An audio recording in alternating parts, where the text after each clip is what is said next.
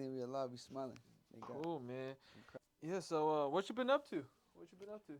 Just putting deals together, man. And what kind of deals are you looking for right now? Always commercial deals. Always commercial deals. I've had some opportunities come up. Residential potential flip. Not my, I guess, niche you could call it, but if the numbers make sense, I have experience. I know the market as well. So it's the dollars, man. I got dollars on my eyes right now. I got you. So, dollars on your eyes. So, you mentioned that you're looking for commercial properties to flip. What kind of asset class is that? What is it? Retail? Is it warehouses? Multi-family homes? Like, what are you looking for a commercial asset flip? Yeah. So one thing that you have to know if you're looking to do a flip on a commercial property is that it's a lot different than residential. In residential, there is low inventory, a lot of demand across the United States, and that's going to continue, in my opinion. Therefore, when something hits the market, it's gone. It's gone within 2 weeks, right? If it's priced accordingly. In commercial, on the other hand, there's also low inventory, but there's also not as much demand as you're going to find in residential. Therefore, you could have a property listed and be listed appropriately with price within the market, uh, you know, range as far as value is concerned, and that thing could be sitting for 3 6 months and waiting for the right buyer to come in. So if you're thinking about flipping a commercial property, whether it's warehouse, whether it's office, retail, multifamily will fly pretty quickly, but these other asset types in commercial, I mean, you better have some deep pockets or be able to have to sustain that holding cost so that you don't have to fire sell. You never want to be, have to sell. You always want to be in a position where you have leverage and, be careful flipping commercial. It's not the same as residential, but for those who can account and run the numbers appropriately, there's a big upside. Nice. So, when you talk about having leverage as a seller, how does a seller have leverage before selling a house? Yeah. So if you're selling a piece of real estate and you want leverage, in my opinion, the leverage is really in the financing. So if you don't have a high overhead, let's say your property is paid off, man, well, you have 100% leverage because now you could actually go in and finance the property to the buyer.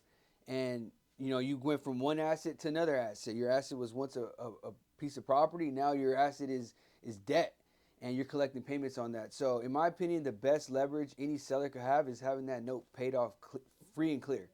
Free and clear. And I said it before, you never want to be in a position where you have to sell because someone like me is going to come in and just have their way with you. You mentioned paying off the asset itself. Do you feel like it's wise to pay off any building, or should you leverage it by taking out a equity loan on it and then repurchasing other properties? Like, what's your take on that as an investor? OPM, OPM, you've all heard it, other people's money.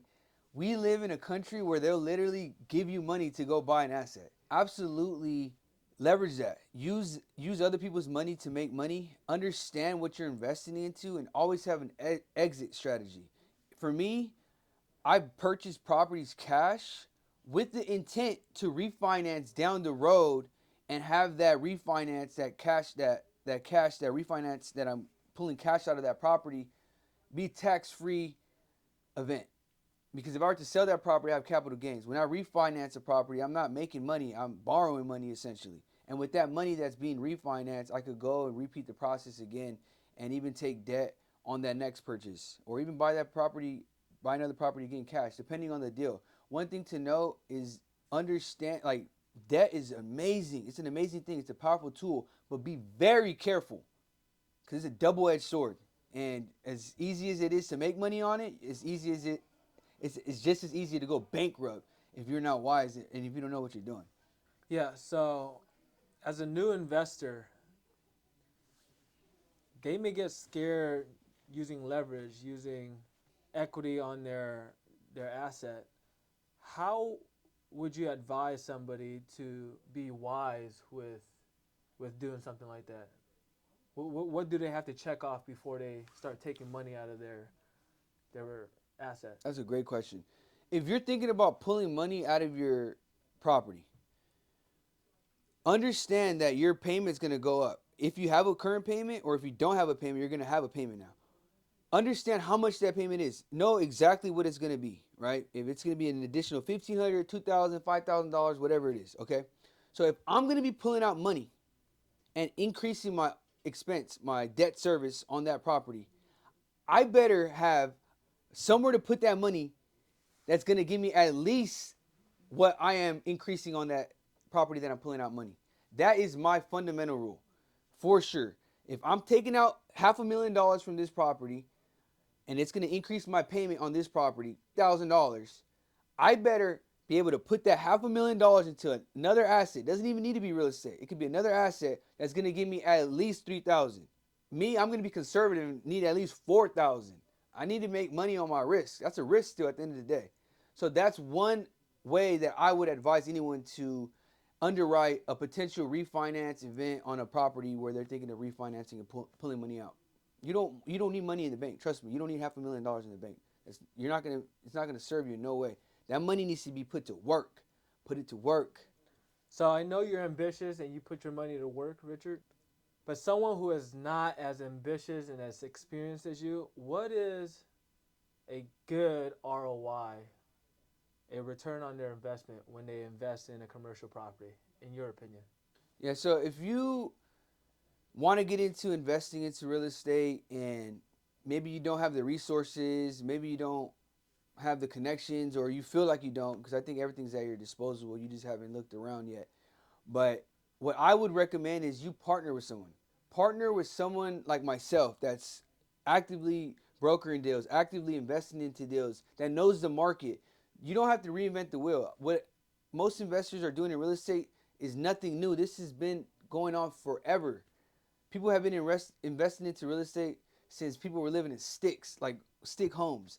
Therefore, if you feel like you don't have the drive to find out all this information and learn how to underwrite deals and learn like the whole 9 yards, well, just find someone that already has that skill and leverage them and add value to them, right? Whether that be bring money to the table, whether that be whatever value you have, you have something to offer to a deal.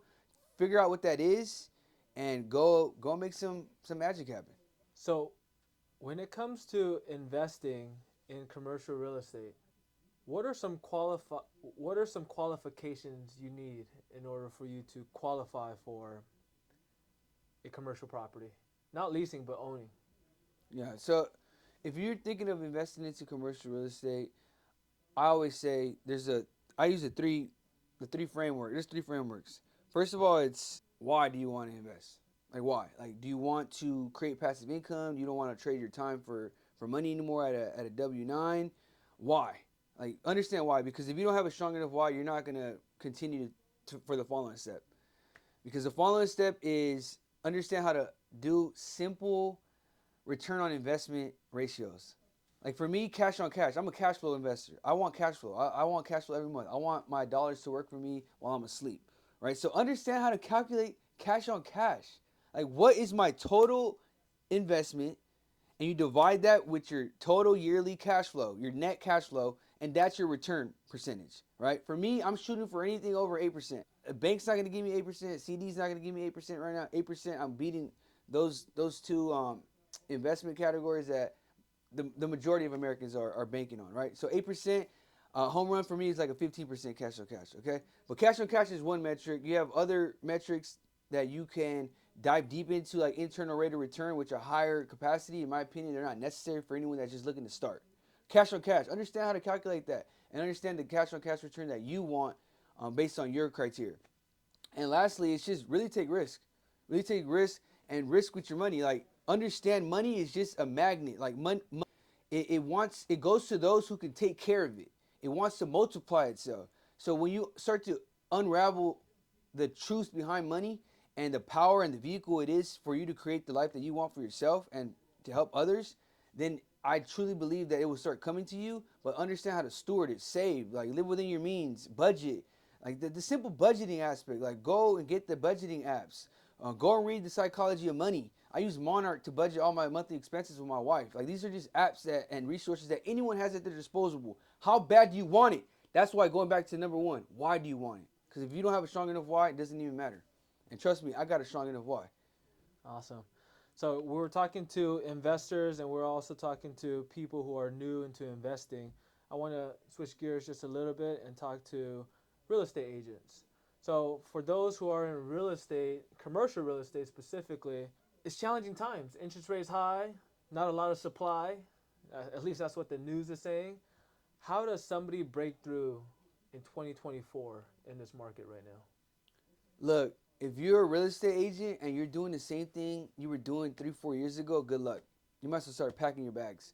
If you're not pivoting and creating new opportunities for yourself, I'm sorry to tell you, it's going to be a bumpy road. And I don't think things are going to change anytime soon. I think the market that we're in right now is going to stay. I think it might even get worse before it gets better. I actually do believe it's going to get worse. So what I have done in my brokerage business as a real estate agent is I pivoted. I pivoted into, for example, different asset types like commercial real estate. I pivoted into different types of transactions like commercial real estate leasing. And these are lucrative opportunities that people just do not educate themselves on. Like if you have a real estate license, you could transact in these spaces. Like I know people that have even transitioned into property management. Like there's different ways to make money in real estate. You don't have to just be selling a home and be in the middle of that transaction. Like there's so many different ways. And if you're a real estate agent and you have not invested in your education to become an investor and make that transition to invest and own real estate yourself, you need to make it now. Like make that a goal this year for yourself today. Start today to just start educating yourself. And because I've heard this saying before, and it makes my stomach cringe. And this is what made me start investing. Brokers die broke. Do not be one of those brokers. Do not be a statistic. Yeah.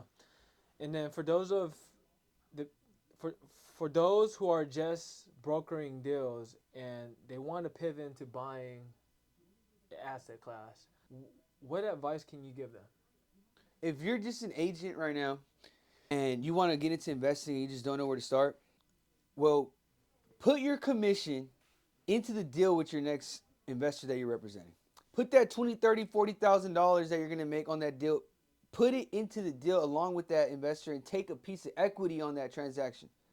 What that would do is not only give you a return on your commission, you're also going to learn from that investor on how they underwrite and their whole entire process, how they exit the deal, how they acquire it, how they underwrote it. You're getting paid to learn on other people's dime, right? But you also have to put some equity into it as well, and that's your commission. How bad do you want it? Like for me, it takes what it takes, and I think a lot of agents get comfortable with that commission, but I'm telling you, you're in the rat race. You want to get out of there as soon as possible, where you no longer have to work if you didn't need to cover your expenses and the lifestyle that you want. So one simple way to do that is by when you're representing your next investor, put your commission in there. So I feel like real estate is a competitive industry. It's like sales. How does one get an edge in this industry? Is there a book? Is there a person that you follow on Instagram or YouTube? Like, what resources can you give your followers to have an edge? Everyone's looking for the next tip, the next blueprint, the next hack on how to get more leads, how to get more sales, how to get more transactions, how to get more investments under their belt. And I truly believe that what I'm going to tell you right now, it is the fundamental tip that will elevate you in your career in real estate as an investor and an agent. Be a human. Be a human. At the end of the day, you are transacting with another human being that has motives, that has feelings, that has thoughts for themselves, just like you do. So be conscious of them and be curious as to why they want to buy, why they want to sell, and really care for their need. And I'm telling you right now, you will become a magnet to deals left and right. People will refer you business. You will have better sleep at night, and you will just make more dollars, period. That is what's helped my business elevate literally overnight. When I started to practice this is not something that's going to happen overnight. You have to continue to practice this just like anything else. But once you really, truly, deeply care for that individual on the other side of the negotiation table, your business is going to blow through the roof, guys. And as always, I hope you found a lot of value in this video. Do not forget to join my free Commercial Agent Academy community where we're going to be able to network. I'm going to be able to provide more resources. And as always, you are one commercial deal away from changing the rest of your life. Talk soon.